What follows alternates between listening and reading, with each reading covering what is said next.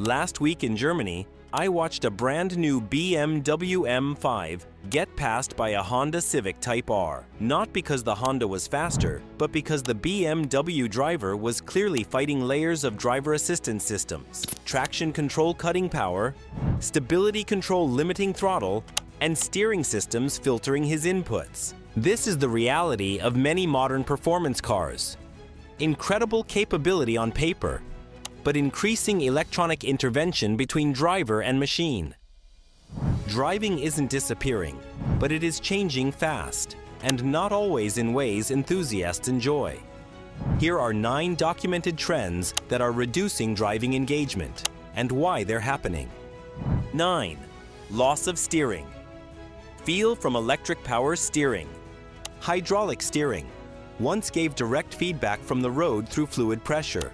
Electric power steering, now used in almost all new cars, replaces that with software-controlled assistance. Manufacturers switched because EPS improves fuel economy slightly, enables lane-keeping systems, reduces production cost and maintenance. But many engineers and racing drivers agree that replicating natural feedback is extremely difficult. Even Ferrari kept hydraulic steering longer than most brands for this reason, only switching recently due to packaging and efficiency requirements. Modern systems can be accurate and quick, but they often lack the subtle feedback that tells drivers what the front tires are doing. Weight in the steering wheel does not equal feel, and software-added resistance can't fully replace mechanical communication. 8. CVT transmissions. Replacing traditional automatics and manuals. Continuously variable transmissions improve fuel economy test results and are cheaper to manufacture than dual-clutch systems.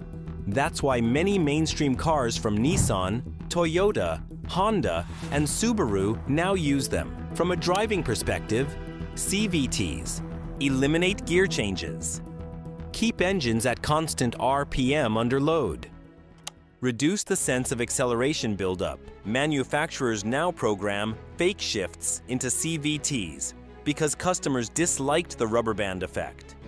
That alone shows the experience isn't naturally engaging.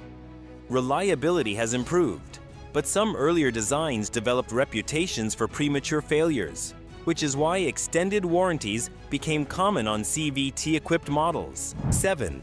Artificial engine sound. As turbocharging and stricter noise regulations made engines quieter and less expressive, manufacturers began using cabin speakers, sound generators, digitally enhanced intake noise. BMW, VW, Ford, and even Porsche use some form of sound enhancement in certain models. It works psychologically, but many drivers notice when sound doesn't match vibration or throttle response. That disconnect reduces immersion, even if the performance is real. This isn't done for fun. It's done because proper mechanical sound tuning is expensive, and emissions regulations restrict exhaust design.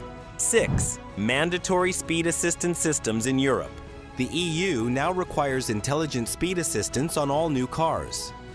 These systems read speed limit signs and GPS data, warn drivers when exceeding limits, in some cases, gently resist further acceleration.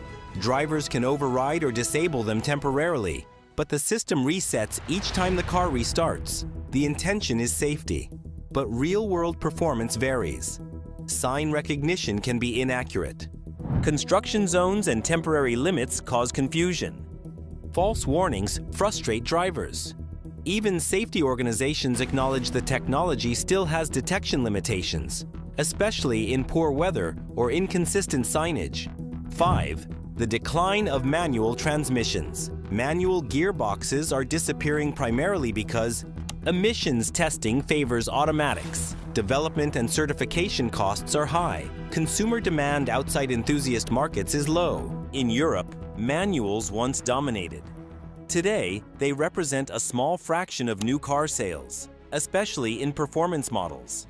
Yet when offered, like in Porsche GT cars or Civic Type R, take rates remain high. This suggests demand exists, but not at volumes manufacturers consider profitable under modern regulations. 4. Electronic parking brakes replacing handbrakes. Electronic parking brakes free interior space and integrate with driver assist systems, but they remove manual modulation, emergency mechanical redundancy, traditional handbrake driving techniques. Mechanical cables are simple and cheap to fix. Electronic actuators are not.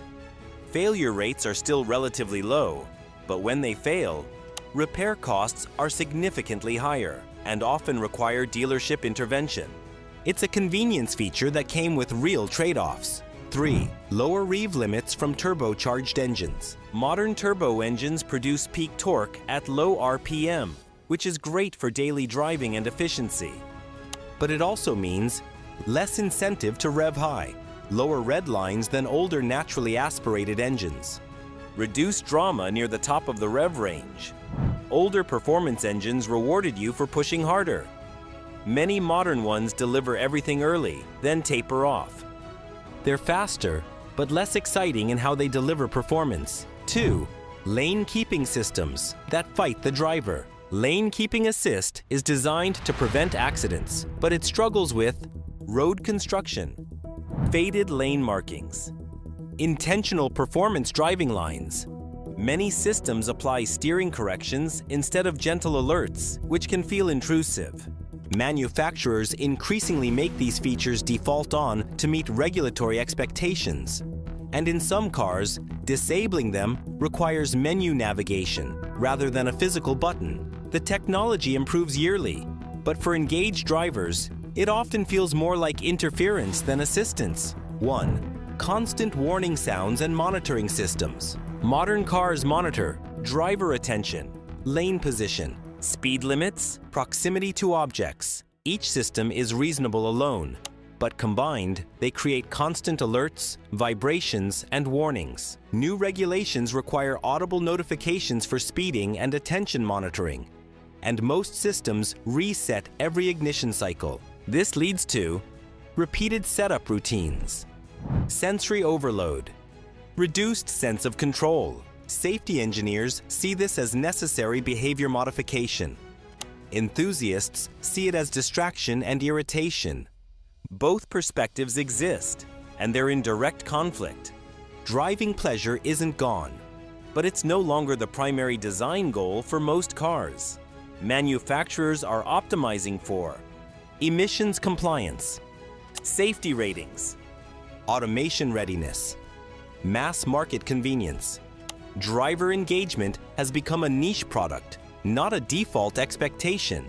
That's why cars like the Mazda MX-5, Porsche GT models, and the Alpine A110 stand out, because they're deliberately built around feel, not automation. Cars will keep getting faster. The real question is whether they'll still feel rewarding to drive. Which of these changes bothers you the most? And what's the last great driver's car you'd fight to keep alive? I want to hear from real drivers, not spec sheets. Which one of these changes ruins driving the most for you? Steering, transmissions, or all the beeping? Drop it in the comments. I read everyone. Thanks for watching.